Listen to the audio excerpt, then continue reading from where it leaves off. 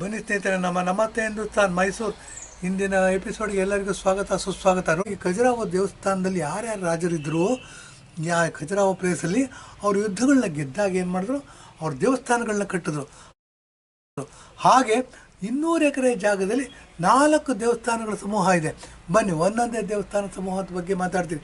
ನಾವು first entry ಆದ ತಕ್ಷಣ ಎಡಗಡೆಗೆ ನಾವೇನು ಎಂಟ್ರ್ ಆಗಬೇಕಾದ್ರೆ ಏನಾಗುತ್ತೆ ನೋಡಿ, ಅಲ್ಲಿ ಕೆರೆ ಇದೆ. ಕೆರೆಯಲ್ಲಿ ಅದೇನೋ ದೀಪೋತ್ಸವ ಮಾಡ್ತಾರೆ. ಆ ಕೆರೆಯಿಂದನೇ ಹೋಗಬೇಕು ನಾವು, ಯಾಕೆಂತಂದ್ರೆ ಎಲ್ಲ ಆನ್ಲೈನ್ ಟಿಕೆಟಿಂಗಲ್ಲಿ ಏನು ಅಂತ ನಾವು ಯಾರು ಕ್ಯಾಶ್ ಕೊಡೋಂಗಿಲ್ಲ. ಅಲ್ಲಿ ಟಿಕೆಟ್ ಮಾಡಿಕೊಂಡು ಕೆರೆ ದಂಡೆ ಮೇಲೆ ಹೋದರೆ ಹೋಗ್ಬೇಕಾದ್ರೆ ಒಂದು ಒಳ್ಳೆ ಅನುಭವ, ತುಂಬ ಚೆನ್ನಾಗಿದೆ.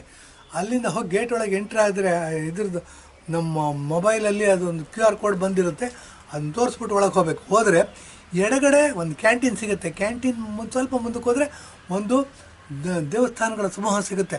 ಆ ದೇವಸ್ಥಾನಗಳ ಮೊದಲನೇ ದೇವಸ್ಥಾನ ಸಮೂಹ ಹೇಳ್ತೀನಿ ಬನ್ನಿ. ನಾವು ಈಶ್ವರನ ಶಂಕರಾಚಾರ್ಯ ಕಾಲದಲ್ಲಿ ಈಶ್ವರನ ದೇವಸ್ಥಾನ ಮಾತ್ರ ಇತ್ತು. ಈಶ್ವರನ ಪೂಜೆ ಮಾಡಬೇಕು ಅಂದರೆ ಲಿಂಗದ ರೂಪದಲ್ಲಿ ಪೂಜೆ ಮಾಡ್ತಿದ್ವಿ. ಲಿಂಗ ಅಂತಂದರೆ ನೋಡಿ, ಪುರುಷನ ಜನನೇಂದ್ರಿಯ, ಸ್ತ್ರೀಯ ಜನನೇಂದ್ರಿಯ ಒಳಗೆ ಶಿಷ್ಣ ಯೋನಿಯೊಳಗೆ ಹೋಗ್ತಿರ್ತಕ್ಕಂಥ ಒಂದು ಮೂರ್ತಿ ಅದು. ಅದನ್ನು ಪೂಜೆ ಮಾಡ್ತಿದ್ವಿ. ಇದ್ರ ಹಿಂದೆ ಭಾಳ ದೊಡ್ಡ ಸೈನ್ಸ್ ಇದೆ. ಇದನ್ನು 4 ಎಪಿಸೋಡ್ ಮಾಡ್ಬೋದು, 5 ಎಪಿಸೋಡ್ ಮಾಡ್ತೀವಿ ಮುಂದೆ. ಯಾಕೆ ಅಂತಂದರೆ ಇವಾಗ ಆಳವಾಗಿ ಇದಕ್ಕೆ ಹೋಗಿದೆ, ನಮ್ಮ ಜನಕ್ಕೆ ಇದ್ರ ಬಗ್ಗೆ ತಿಳುವಳಿಕೆ ಕೊಡಬೇಕು ಅಂತ.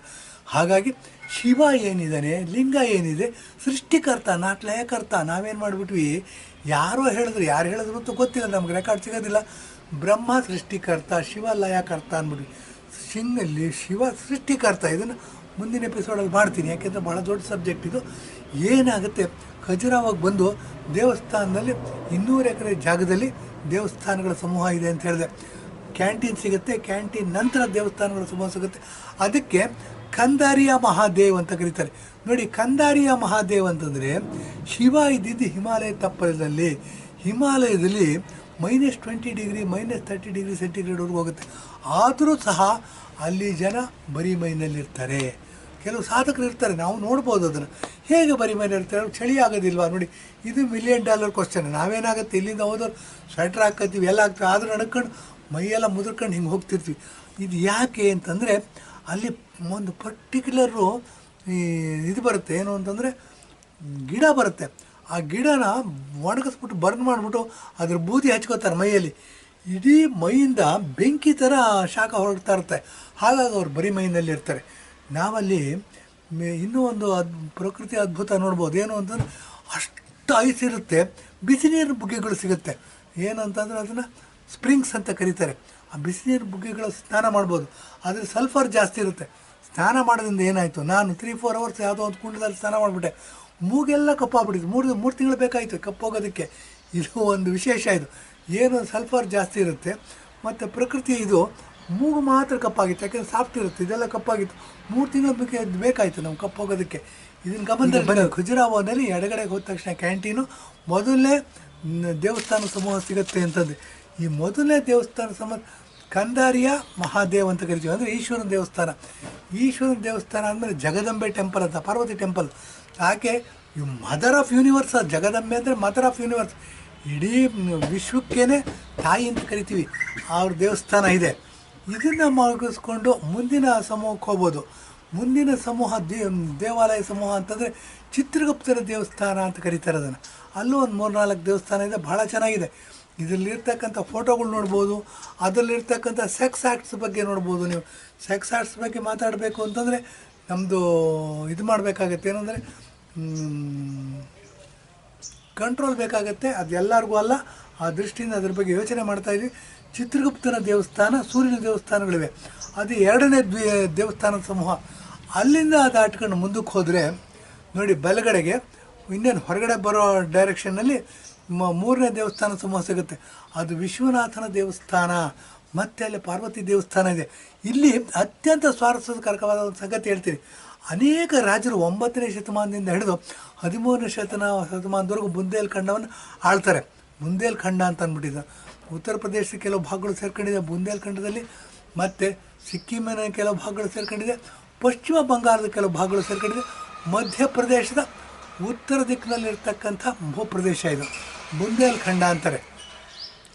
ಈ ಬುಂದೇಲ್ಖಂಡದ ರಾಜರು ಭಾಳ ಪರಾಕ್ರಮಿಗಳು, ಮತ್ತು ಯಾರ ತಂಟೆಗೆ ಹೋಗ್ತಿರಲ್ಲ, ಹೋದವ್ರನ್ನ ಬಿಡ್ತಿರಲ್ಲ. ಆ ದೃಷ್ಟಿಯಿಂದ ಏನಾಗುತ್ತೆ, ಇವರು ಅನೇಕ ಯುದ್ಧಗಳನ್ನ ಮಾಡಬೇಕಾಗತ್ತೆ. ಯಾಕಂದರೆ ಮುಘಲರು ಆಕ್ರಮಣ ಮಾಡ್ತಿರ್ತಾರೆ, ಆ ದೃಷ್ಟಿಯಿಂದ ಅನೇಕ ಯುದ್ಧಗಳನ್ನ ಮಾಡಬೇಕಾಗತ್ತೆ.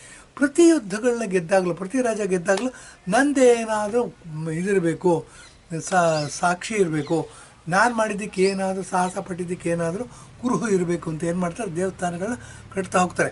ಇಲ್ಲಿ ಬನ್ನಿ, 3ನೇ ದ್ವೀಪ ಸಮೂಹಕ್ಕೆ ಬಂದ್ವಿ. ಅದನ್ನು ವಿಶ್ವನಾಥ ಟೆಂಪಲ್ ಅಂತ ಕರೆದ್ವಿ. ವಿಶ್ವನಾಥ ಟೆಂಪಲ್ ಕರೆದ ಮೇಲೆ ಪ್ರತಾಪೇಶ್ವರ ಟೆಂಪಲ್ ಅಂತಿದೆ. ಅದನ್ನು ಹೊರಗಡೆಯಿಂದ ನೋಡಿಬಿಟ್ರೆ ಯಾವುದೋ ಸಣ್ಣ ಮಸೀದಿ ಕಟ್ಟಿದಾರಲ್ಲ, ಮುಸಲ್ಮಾನರು ಎಲ್ಲಿ ಬಂದು ದೇವಸ್ಥಾನ ಸಮೂಹದಲ್ಲಿ ಮಸೀದಿ ಕಟ್ಟಿಬಿಟ್ರು, ನಮ್ಮವ್ರು ಹೆಂಗೆ ಬಿಟ್ಟರು, ಇಷ್ಟೆಲ್ಲ ಪರಾಕ್ರಮಗಳು ಅಂತ ಹೇಳ್ತಾರೆ. ಈ ಥರ 1000 ಪ್ರಶ್ನೆಗಳು ಹೇಳುತ್ತೆ. ಇದೆಲ್ಲ ಎದ್ದಾಗ ಏನಾಯಿತು, ನಾನು ಅದನ್ನು ನೋಡೋದು ಬೇಡ ಅಂತಿದ್ದೆ. ಹತ್ತಿರ ಹೋದೆ. ಆ ದೇವಸ್ಥಾನದ ಹೆಸರು ಪ್ರತಾಪೇಶ್ವರ ಟೆಂಪಲ್ ಅಂದ್ಬಿಟ್ಟು. ಪ್ರತಾಪೇಶ್ವರ ಅಂತ ಒಬ್ಬ ರಾಜ ಇದ್ದ. ಅವನು ಯುದ್ಧವನ್ನು ಗೆದ್ದ. ಆ ಗೆದ್ದಿದ್ದ ಕುರುಹಾಗಿ ಅವನು ದೇವಸ್ಥಾನವನ್ನು ಕಟ್ಟಿದ. ಜನಗಳು ಮಾಡಿದ್ರು, ಅವರೇ ಮಾಡ್ಕೊಂಡು ಗೊತ್ತಿಲ್ಲ, ಪ್ರತಾಪೇಶ್ವರ ಅಂತ ಅಂದ್ಬಿಟ್ಟು ಅವ್ರು ಮೂರ್ತಿ ಮಾಡಿ ಅದನ್ನು ಸಹ ದೇವರು ಅಂತ ಮಾನ್ಯತೆ ಬಂದ್ಬಿಟ್ಟಿದೆ. ಇದು ನೋಡಿ ತಮಾಷೆ ಅನಿಸಿದ್ರು ನಮ್ಮ ಶೌರ್ಯದ ಪ್ರತೀಕ. ಹೇಳ್ಕೊಡೋದು ತಪ್ಪು ಸರಿನೋ ಅಂತ ಜಿಜ್ಞಾಸೆಗೆ ಬಂದಾಗ ತಪ್ಪು ಅಂತಲೇ ಹೇಳೋಕ್ಕಾಗಲ್ಲ, ಸರಿ ಅಂತಲೇ ಹೇಳೋಕ್ಕಾಗಲ್ಲ ಅಂತ ತೀರ್ಮಾನಕ್ಕೆ ಬರ್ತೀವಿ. ಇದಾದ ನಂತರ ಬನ್ನಿ, ಎಕ್ಸ್ಟ್ರೀಮ್ ಇದು ಎಂಡಿಗೆ ಬರ್ತೀವಿ, ಬಲಭಾಗಕ್ಕೆ ಹೊರಗಡೆ ಹೋಗೋ ಇದು ಜಾಗ ಅದು. ಅಲ್ಲೇನಾಗುತ್ತೆ, 4ನೇ ದೇವಾಲಯಗಳ ಸಮೂಹ ಸಿಗುತ್ತೆ. 4ನೇ ದೇವಾಲಯಗಳ ಸಮೂಹ ಅಂತಂದರೆ ನೋಡಿ, ಇದು ಬಹಳ ವಿಚಿತ್ರವಾಗಿದೆ. ಲಕ್ಷ್ಮಣನಿಗೆ ಎಲ್ಲೂ ದೇವಸ್ಥಾನ ಇಲ್ಲ ರೀ, ಇಡೀ ಪ್ರಪಂಚದಲ್ಲಿ. ರಾಮನಿಗೆ ದೇವಸ್ಥಾನ ಇದೆ. ಈ ಶ್ರೀಲಂಕಾದಲ್ಲಿ ಹಗ್ಗಲ ಅಂದ್ಬಿಟ್ಟು ಎಲ್ಲಿ ಸೀತೆನ ಸೆರೆ ಇಟ್ಟಿದ್ರು ಅಲ್ಲಿ ದೇವಸ್ಥಾನ ಇದೆ. ಅದ್ರ ಬಗ್ಗೆ ಮಾತಾಡಿದ್ದೀನಿ ನೋಡಿ. ಲಕ್ಷ್ಮಣನಿಗೆ ಎಲ್ಲೂ ದೇವಸ್ಥಾನ ಇದೆ, ಆದರೆ ಇಲ್ಲಿ ಲಕ್ಷ್ಮಣನಿಗೆ ದೇವಸ್ಥಾನ ಇದೆ. ಆ ದ್ವೀಪ ಸಮೂಹ ದೇವಾಲಯ ಸಮೂಹಕ್ಕೆ ಇದು ಲಕ್ಷ್ಮಣನ ದೇವಾಲಯ ಬಹಳ ಫೇಮಸ್ಸು, ತುಂಬ ದೊಡ್ಡದಾಗಿದೆ.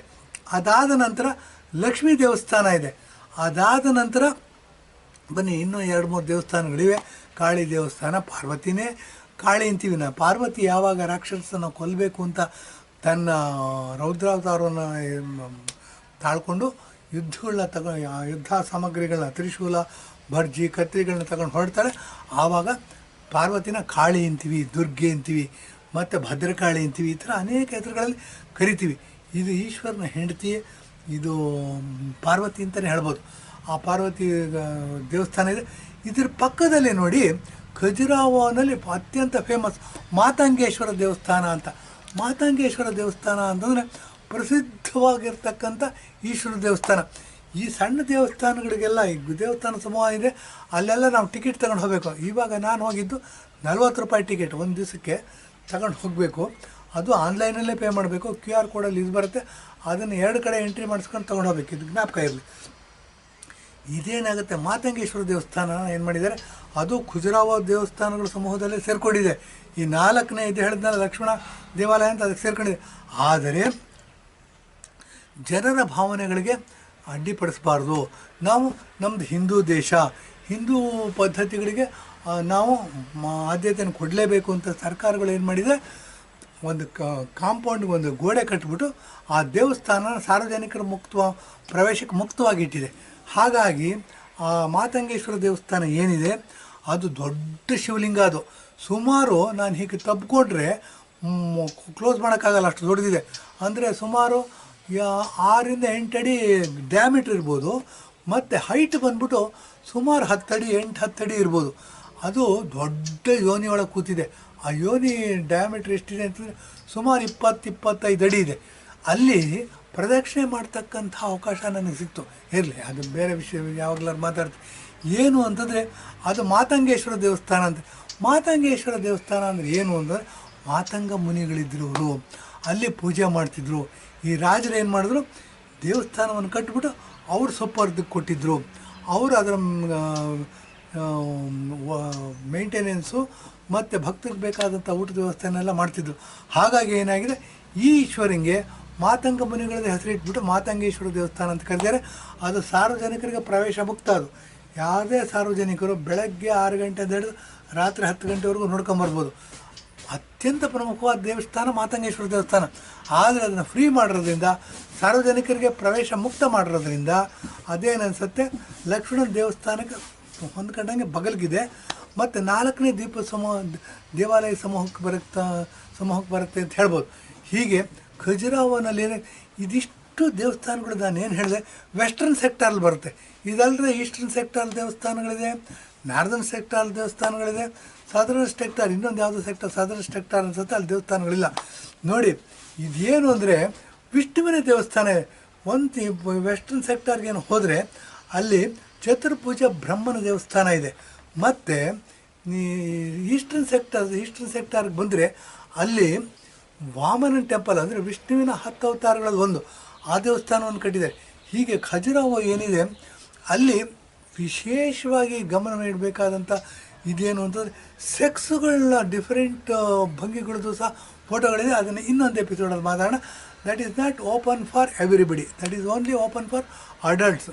ಹೆಂಗಸರಿರ್ಬೋದು ಗಂಡಸರಿರ್ಬೋದು ಅವ್ರು ಮಾತ್ರ ಆ ವಿಡಿಯೋ ನೋಡಬೇಕು ಅಂತ ಹೇಳಿ ಇಂದಿನ ಎಪಿಸೋಡ್ ಮುಗಿಸ್ತೀನಿ. ಧನ್ಯವಾದ.